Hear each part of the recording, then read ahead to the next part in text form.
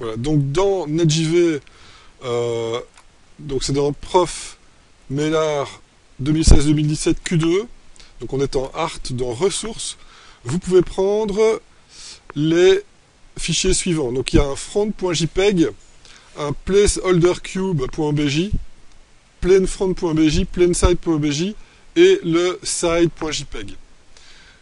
D'accord? Donc ça, ce sont les ressources dont on va avoir besoin maintenant pour commencer le projet dans ZBrush. Donc je rappelle que par rapport à l'année passée, la phase de création de ces ressources-là, je les ai zappées, parce que ça prenait beaucoup de temps pour pas grand-chose finalement, et que tout le monde sait utiliser Photoshop et faire des images dedans, avec des vues de face et profils qui correspondent, il n'y a pas trop de soucis. Néanmoins, si vous voulez quand même avoir cette info-là et pouvoir regarder la filière de comment c'était créé, les vidéos de l'année passée sont toujours sur YouTube. Donc ça, on va le copier en local.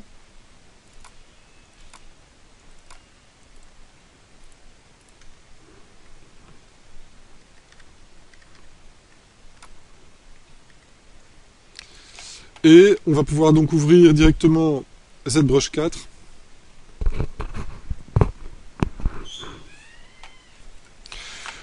Ok, donc dans ZBrush, c'est très simple, on va commencer comme on commence chaque fois, en dessinant une primitive. Moi je vous propose de créer une primitive de type cube, et de déjà bien placer les repères pour voir,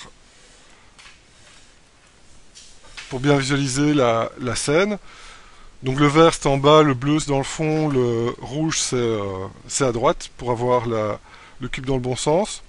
Alors pourquoi est-ce qu'on fait une primitive? C'est pour bien travailler à la taille de ZBrush. C'est encore plus important qu'au projet précédent, puisque ici on va utiliser notamment les outils de Surface Noise, et les outils de Surface Noise, si vous ne travaillez pas aux unités de ZBrush, donc à la bonne taille d'objet par rapport à une primitive de ZBrush, ça ne va juste pas fonctionner correctement. Vous allez avoir le noise qui va s'appliquer sur une partie de votre objet, mais pas sur tout l'objet, et les paramètres, les settings à mettre vont être tellement ridicules avec des décimales insupportables à écrire. Ici, au moins, vous êtes sûr de bien commencer. Ensuite, on va aller dans Subtool Master. On va faire un multi-append, et la première chose qu'on va importer, c'est le placeholder cube. Ok? Alors quand vous l'importez, vous le voyez à peine. Donc je vous propose de vous mettre en transparence, puisque le placeholder cube, c'est en fait une boîte d'encombrement qui a la hauteur, la largeur et la profondeur globale d'un personnage. Donc c'est plus ou moins 2 mètres de haut, 50 cm de profondeur et 70 cm de large, grosso modo. Et alors qu'est-ce qu'on voit? Eh bien on voit que la boîte, le placeholder, est pile poil au centre du cube de ZBrush. Donc ça c'est important de bien travailler de cette manière-là. C'était pas le cas l'année passée pour tout le monde, donc faites bien attention à ça. Et la deuxième chose qu'on va faire, c'est faire un multi-append des plane side et plane front, qui vont, vous voyez, maintenant bien se placer par rapport à la scène en question. Donc là, on voit que le plane front est bien placé, et que le plane side est bien placé aussi.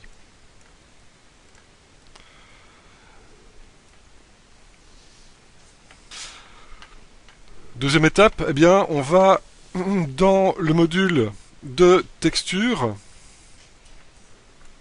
on va importer les deux JPEG qui apparaissent ici dans le module de texture avec le front et le side du squelette. Ok, donc on importe les deux JPEG en même temps.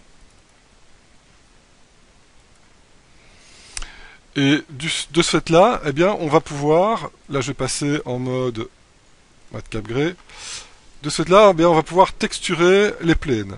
Donc pour texturer un objet, on va sélectionner d'abord le subtool. Donc là, je prends le subtool Plane Side. Ensuite, je vais dans Texture Map. Et maintenant que les textures sont importées dans le système, eh bien, je peux venir assigner le Side. L'avantage, eh bien, c'est que comme on a importé avec Subtool Master, eh bien, on voit que le nom du subtool a pris le nom de l'OBJ, donc on peut facilement repérer ce qu'il faut texturer. Alors ici, attention, vous voyez que quand on importe une texture, elle apparaît flippée. Pourquoi? Parce que quand on importe un OBJ, il flippe les UV en V. Alors il y a moyen de changer ça dans les options d'import par défaut, mais étant donné justement que par défaut c'est flippé, eh bien il faut savoir le corriger parce que chez vous, ces options d'import ne seront pas modifiées. Donc comment est-ce qu'on va faire? Eh bien on va modifier les UV de l'objet dans ZBrush. Pour ça on va dans le menu qui est juste au-dessus, qui s'appelle UV Map, dans Adjust, et là on va faire une fois un switch UV, et puis on va faire un cycle UV jusqu'à ce que eh bien, le coude soit vers l'arrière et les pieds soient vers l'avant.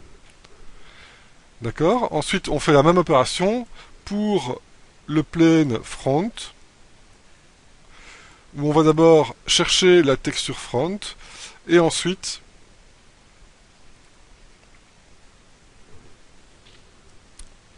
faire les ajustements d'UV pour que la texture soit affichée correctement.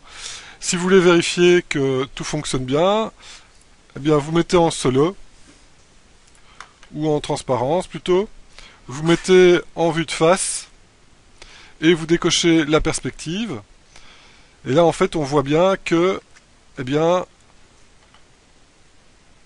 chaque bord du placeholder passe bien par le même endroit du coude de chaque côté, donc on est bien dans une vue symétrique. Donc tous les objets sont bien placés plutôt symétriquement. Petite note quand même, regardez, le sol de Maya et le sol d'Unreal se trouvent à la base du placeholder. C'est-à-dire que par rapport au dessin, le sol se trouve ici au niveau du milieu de la petite boule.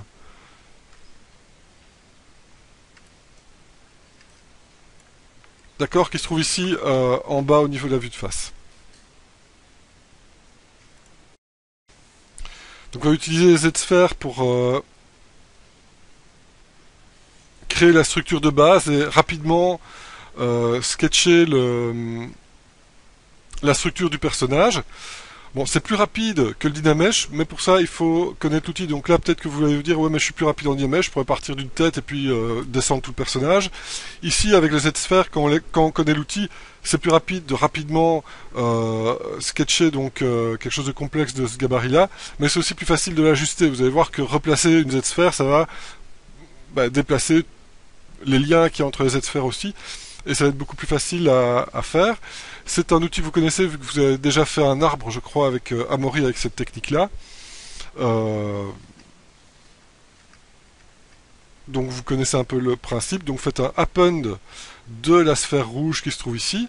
Elle se place ici tout en bas de vos subtools. Et maintenant, vous pouvez activer la symétrie sur l'axe X pour travailler en symétrie. Et vous pouvez utiliser le move, le scale, le rotate pour la déplacer et le draw pour dessiner de nouvelles Z-sphères. Alors je vais vous montrer rapidement comment ça se passe. Le draw permet de dessiner une Z-sphère sur la Z-sphère.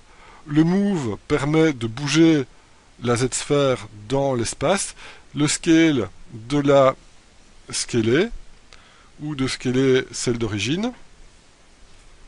Et le rotate permet de sélectionner par exemple un os, c'est-à-dire un joint entre deux Z-sphères, et de faire des rotations autour de l'axe dans le plan de la caméra.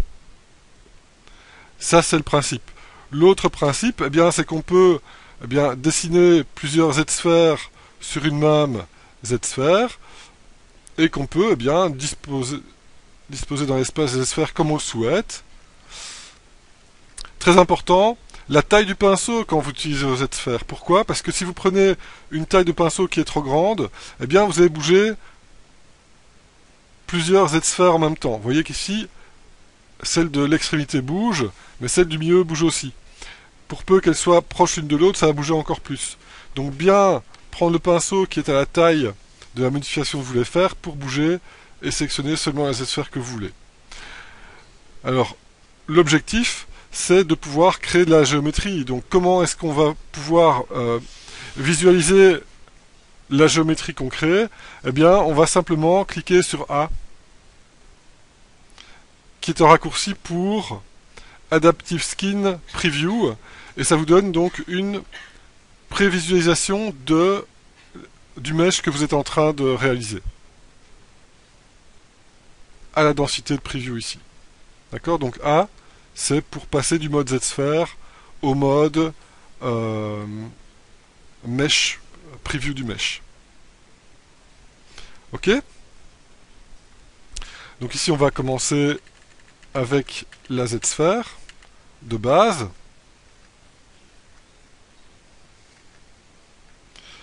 Je n'ai pas besoin du placeholder. Et la première étape, eh bien, ça va être de placer la Z-sphère au niveau du bassin, dans la vue de face,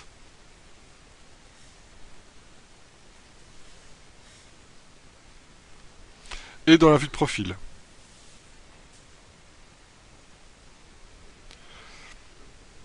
Ok. Alors, ensuite, on va pouvoir dessiner les hanches de chaque côté. Je vais dessiner les hanches et placer les hanches sur les os des hanches. Je peux aussi scaler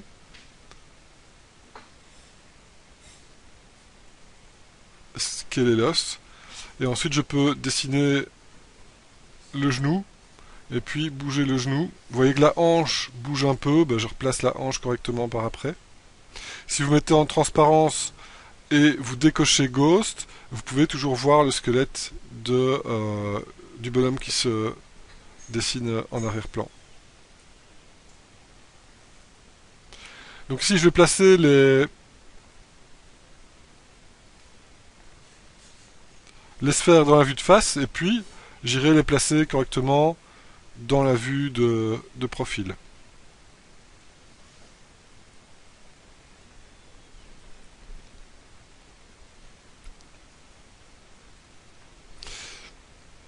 Alors ici je vais faire un bonhomme qui est humain, donc je vais vous montrer l'exemple d'un pied humain.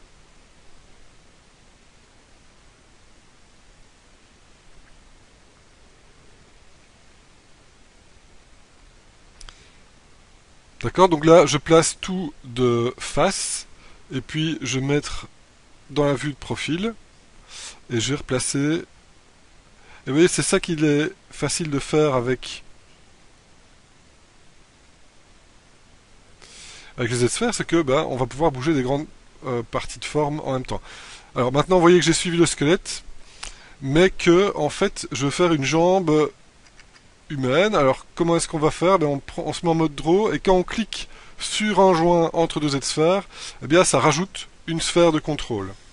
Et là, ce que je voulais vraiment vous montrer, c'est que le talon ne suit pas le squelette. Donc là, c'est la cheville, là, c'est le début des orteils. Eh bien, le talon, il va se mettre ici, en fait, au niveau du sol.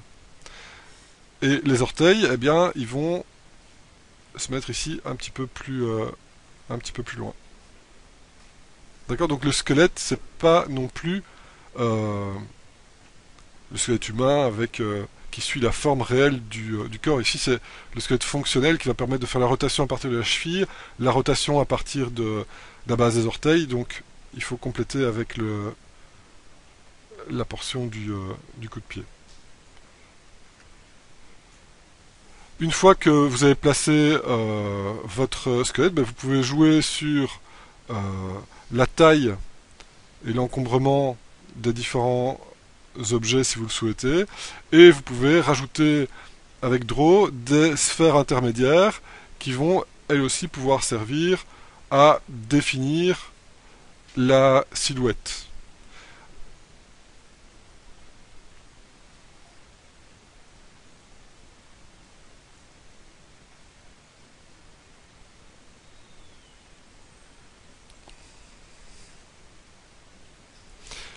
Ok. Si lors de votre travail vous avez placé une sphère que vous voulez supprimer, eh bien pour supprimer une sphère qui est en trop, vous utilisez le mode Draw et vous faites un Alt-clic sur la sphère et la sphère est supprimée. À tout moment, vous pouvez cliquer sur la touche A pour voir la géométrie qui a été créée à partir des Z-sphères que vous avez faites.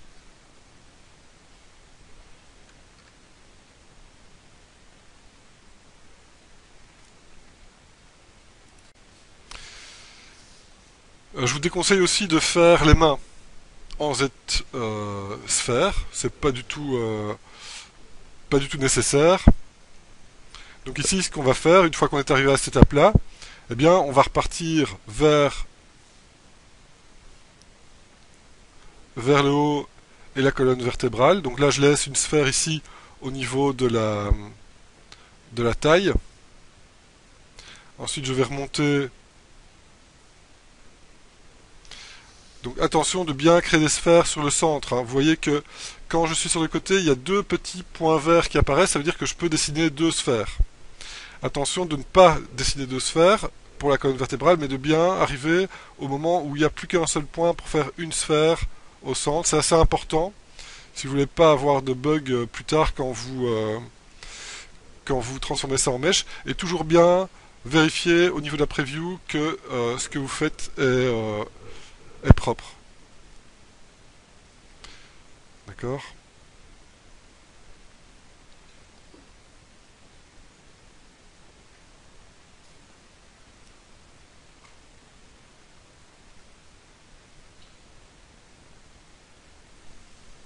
Donc quand vous faites des modifs, vérifiez toujours ici que ça se passe bien.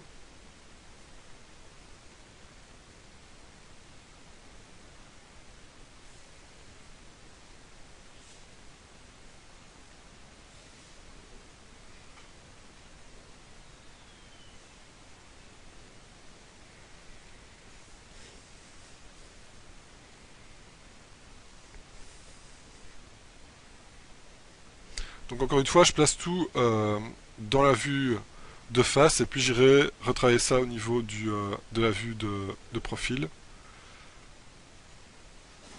Et alors, pour info, l'os qu'on voit ici, c'est l'os de la base de la tête. Donc ça veut dire que la tête va dépasser de cet os-là.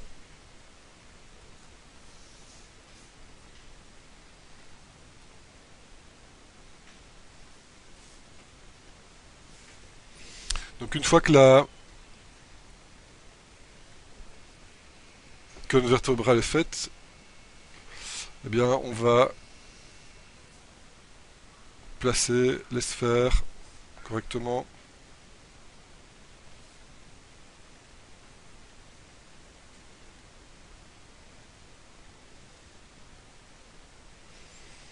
Pas besoin de beaucoup de détails pour la tête non plus, hein.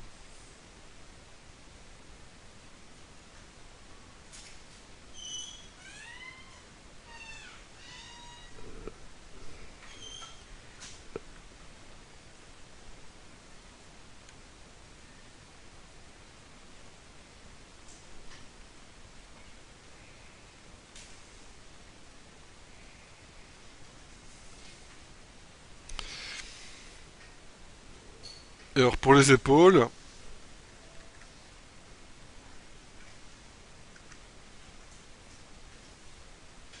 eh bien on va repartir ici du torse.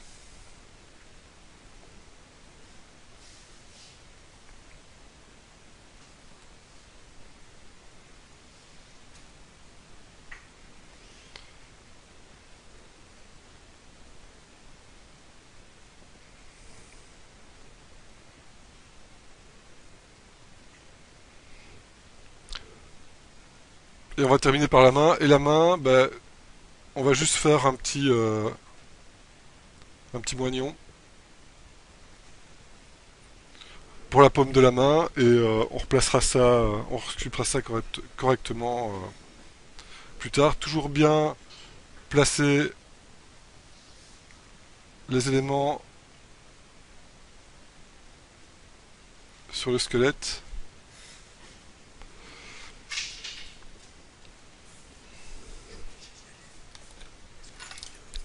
C'est pas bien.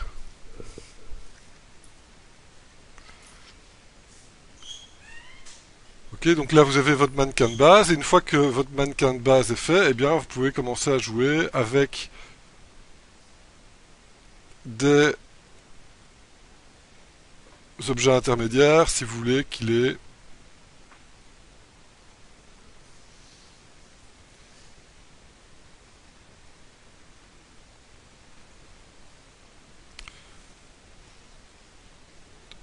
une silhouette particulière. Maintenant, je vous déconseille de perdre trop de temps à ça, puisqu'on va rapidement passer en Dynamesh, comme je vous le disais tout à l'heure.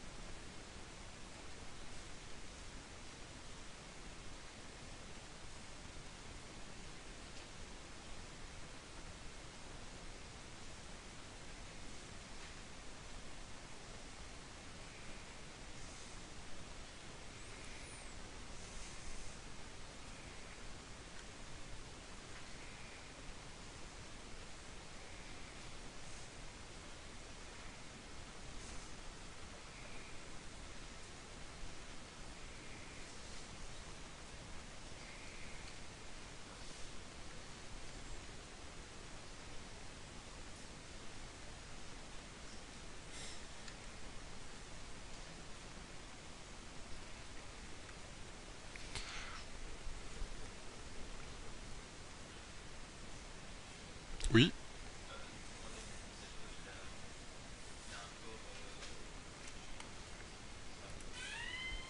La question que vous posez tous, c'est ok monsieur, mais comment est-ce qu'on fait maintenant pour passer vraiment en mode surfacique?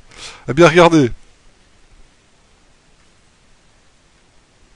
vous allez cliquer ici dans le menu Adaptive Skin sur Make Adaptive Skin. Et qu'est-ce qu'il fait en fait? Eh bien il crée un nouveau Z-Tool avec le résultat. Donc pour ça, pour l'importer dans votre fichier de travail, eh bien vous faites un append du résultat en lui-même, comme ça vous gardez une trace des Z-sphères et vous avez votre mesh en subdivision surface. Ensuite, vous pouvez le subdiviser une fois, deux fois, par exemple, pour lisser les surfaces. Et une fois que la surface est lisse, eh bien, je vais recommencer à travailler en Dynamesh. Résolution 200. Pourquoi? Donc ici, toujours bien cliquer sur non. Mais parce que la résolution 200, vous voyez qu'elle n'est pas très dense. Donc elle va permettre à la fois de continuer à sculpter, mais surtout de travailler sur la silhouette de manière assez aisée. C'est pour ça qu'on n'a pas fait les doigts, parce que de toute façon, même avec une densité pareille, ils auraient sauté. D'accord? Et ensuite là, ben, vous pouvez activer la symétrie et prendre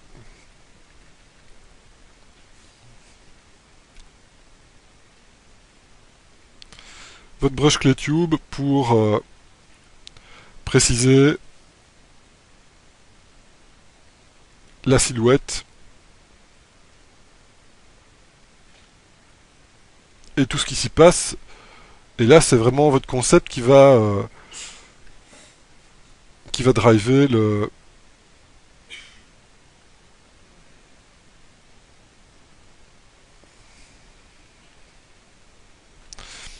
qui va driver la sculpture à partir d'ici. Bon, pour cette fois-ci, prenez pas trop de temps, donc prenez une brush qui est toujours un peu plus grande que ce que vous avez, ce dont vous avez vraiment besoin pour travailler, histoire que vous ne vous perdiez pas trop vite dans les détails. Le but c'est de travailler sur la silhouette et sur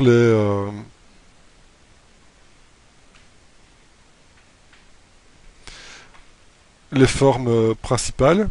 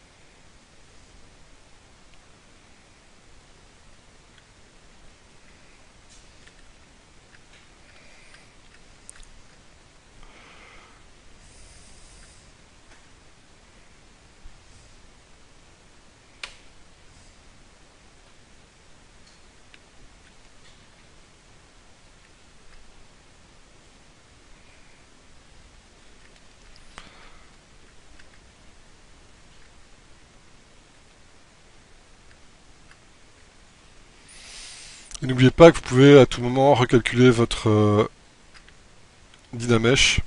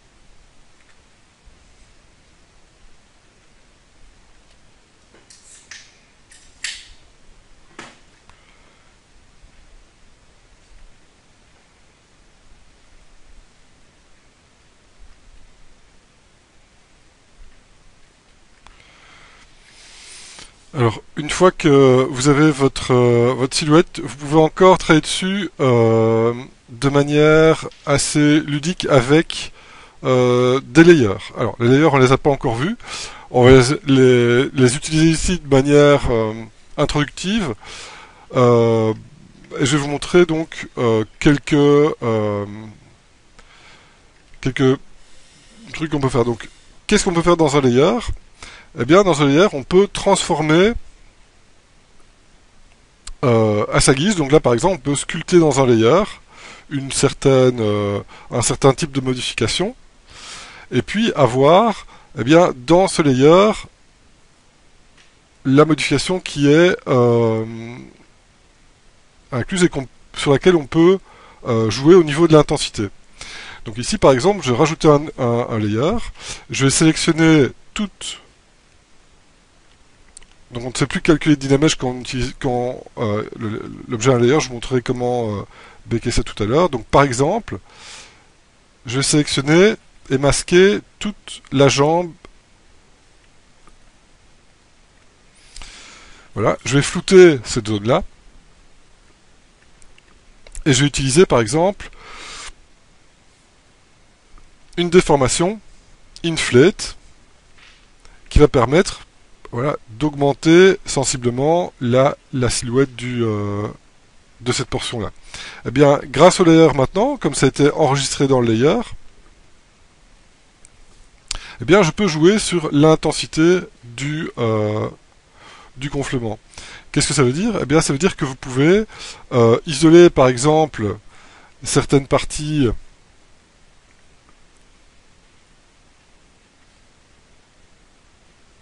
de votre mèche.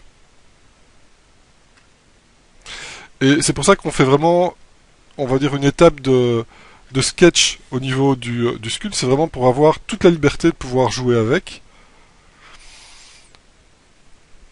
Et donc là, je vais rajouter un layer. Voilà, c'est fait déjà en fait. Et je vais faire un inflate dessus. Vous pouvez faire un inflate quand même assez marqué. Puisqu'après, vous pouvez baisser l'intensité de l'inflate et choisir. Voilà, finalement, bah, l'encombrement des épaules sera un petit peu plus gros, l'encombrement des cuisses sera un petit peu plus petit. Vous pouvez aller en négatif par rapport au scale que vous avez fait. Donc vous pouvez vraiment choisir vos formes.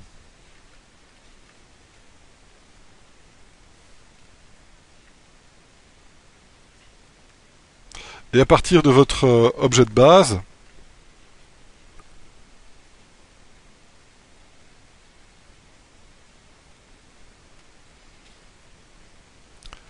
eh bien, trouver des solutions auxquelles vous n'aurez peut-être pas pensé. Bon, ici je vois que bah, je pourrais refaire les petites tâches, mais c'est pas bien grave.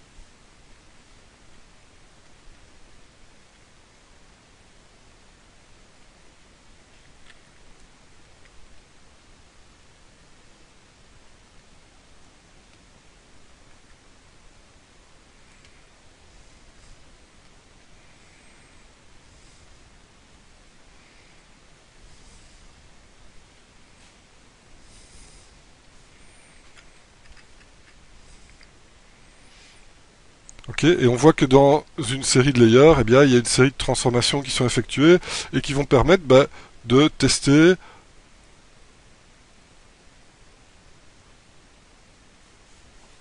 différents types de transformations.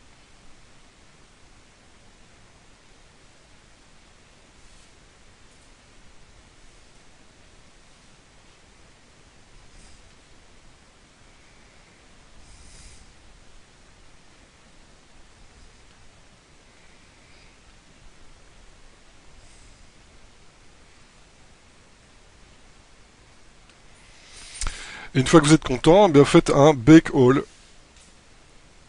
Et là, vous êtes reparti en Dynamesh et vous pouvez continuer votre travail en fait.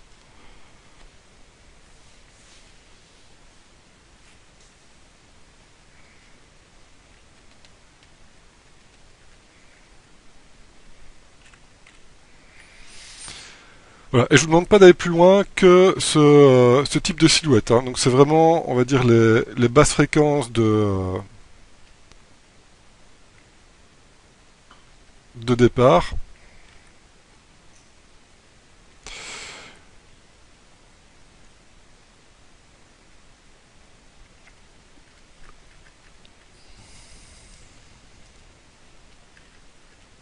Et alors, sauvez bien votre fichier.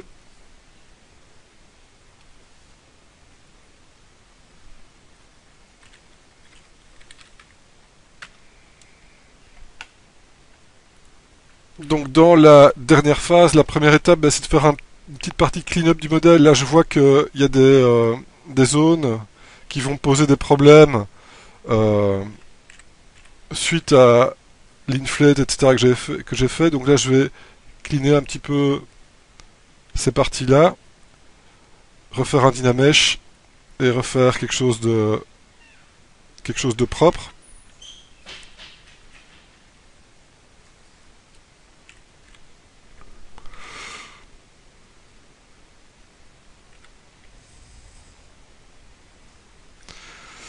Ok. Et ensuite, je vais dupliquer encore une fois l'objet. Vérifier au niveau du squelette que tout concorde bien avec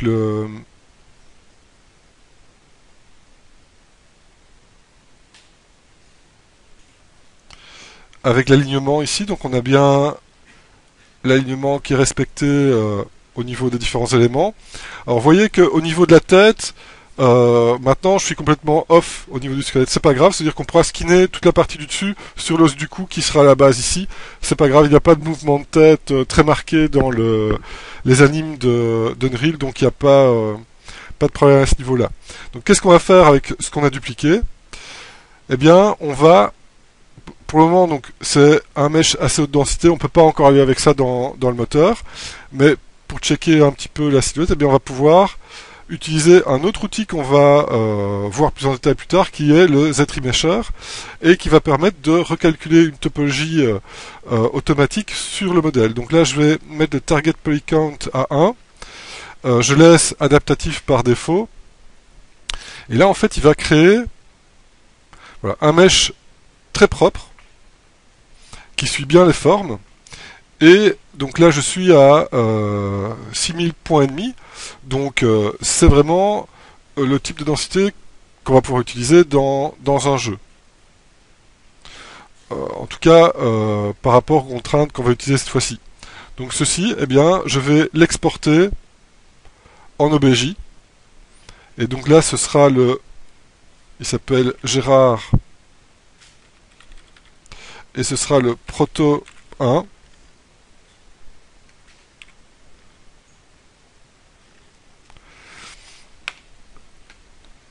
Et pour la suite, je vais demander d'ouvrir une deuxième ressource, cette fois-ci dans Maya. Et dans les ressources, vous pouvez trouver ça.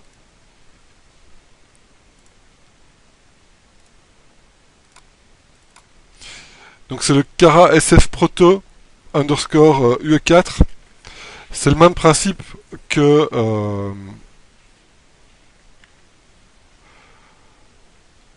pour le cours précédent.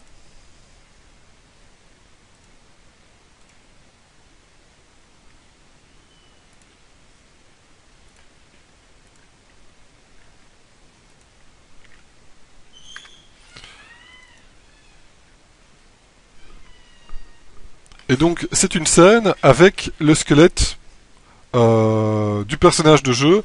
Bon, il y a déjà un personnage proto dedans, mais celui-là on va l'utiliser seulement pour le skinning. Donc là je vais le cacher pour le moment. Donc c'est le squelette dont on a besoin pour exporter. Et dans ce fichier-là, eh bien on va importer l'OBJ qu'on vient d'exporter.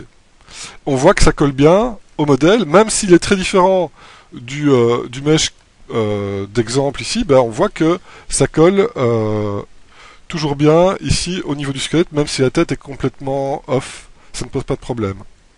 Alors si vous voyez qu'il y a un petit défaut quand même au niveau des mains ou quelque chose que vous voulez retoucher, vous pouvez toujours retoucher dans Maya aussi. Attendez, je vais sauver ici.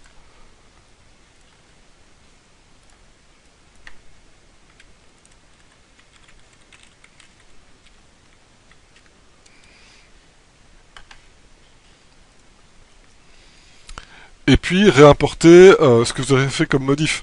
Donc ici, pour faire des modifs en symétrie, bien vous activez la symétrie ici dans l'outil de symétrie. Vous pouvez activer la soft sélection et ouais, ici il faut que je fasse gaffe au raccourci parce que je suis en train d'enregistrer. Bah, sélectionner une zone, même si elle n'est pas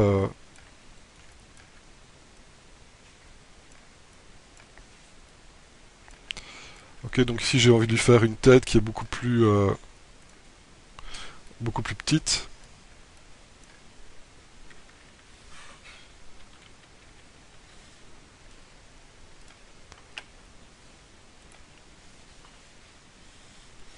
Donc il y a moyen de scaler ça. Donc ça, vous pouvez faire les changements directement dans Maya. Alors ici, ce qu'on va utiliser, donc c'est l'outliner.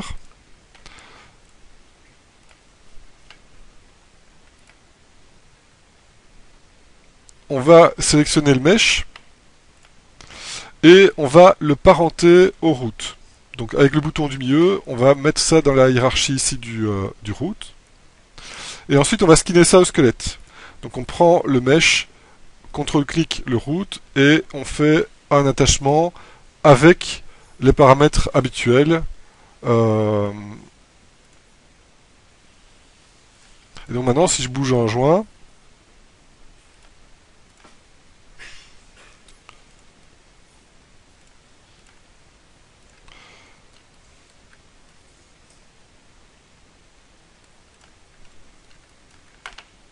donc pour bouger un joint facilement, bah, je vais mettre ça dans un layer que je vais mettre en template. Donc si je bouge un joint ici, eh bien on voit que c'est très mal skinné et qu'il y a des problèmes de skinning un peu partout. C'est pour ça qu'il y a l'autre personnage qui est déjà dans la scène, c'est que lui a déjà un skinning qui est pourri mais qui est au moins fonctionnel. Donc c'est ce personnage-ci. D'accord? Je lui pique son skinning, donc je le sélectionne, CTRL-clic sur la destination et je fais un skin, copy skin, avec les options qu'on avait déjà utilisées la dernière fois. Ce qui fait que maintenant, eh bien, le skin est utilisable. Ok, il n'est pas super propre, mais vous voyez que maintenant il est utilisable. Donc là, c'est juste pour pouvoir faire un export rapide dans le moteur. On n'a pas cleané le mesh ni rien, donc c'est vraiment la silhouette du personnage et voir comment ça va se comporter dans le moteur. Donc une fois que le personnage est skinné, eh bien, on va simplement récupérer le nom du mesh et le coller, donc supprimer l'ancien mesh et coller le nom à notre nouveau mesh. Et là, on a notre ressource qu'on peut sauver. Donc ici, c'est le Kara SF, c'est plus le proto, c'est Gérard.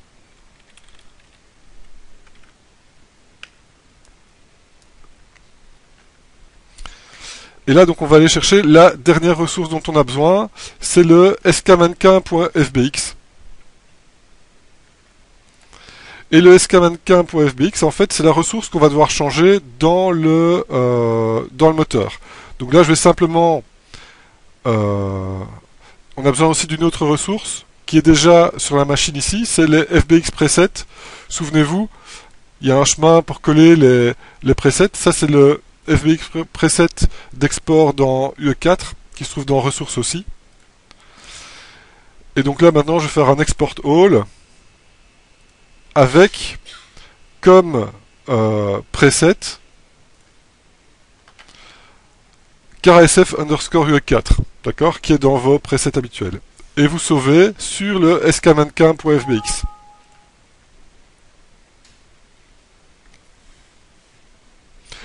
Et là c'est fini, on a exporté la ressource. Donc ce qui reste à faire c'est ouvrir. Donc on ouvre Unreal.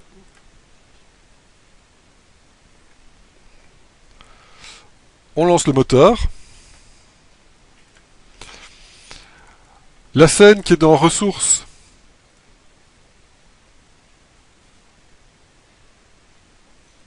Donc la scène qui est dans ressources ici, eh bien on la copie dans document Unreal Project, la voilà ici. Là il me dit que c'est pas la bonne version du moteur. C'est pour ça que c'était la 4.11 par défaut ici en fait. Donc je vais charger la scène.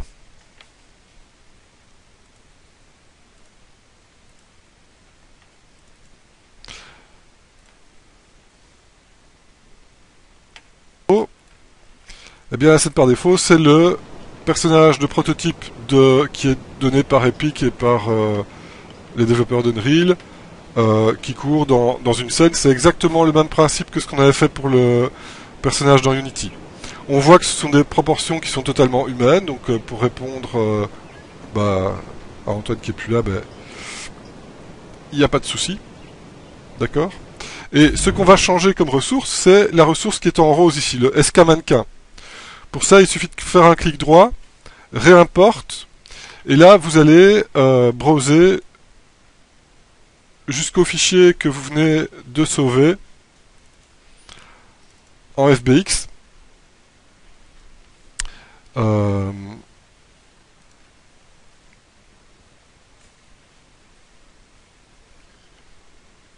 Et donc, quand vous cliquez sur Play, maintenant, c'est bien votre nouveau personnage qui est skinné au squelette.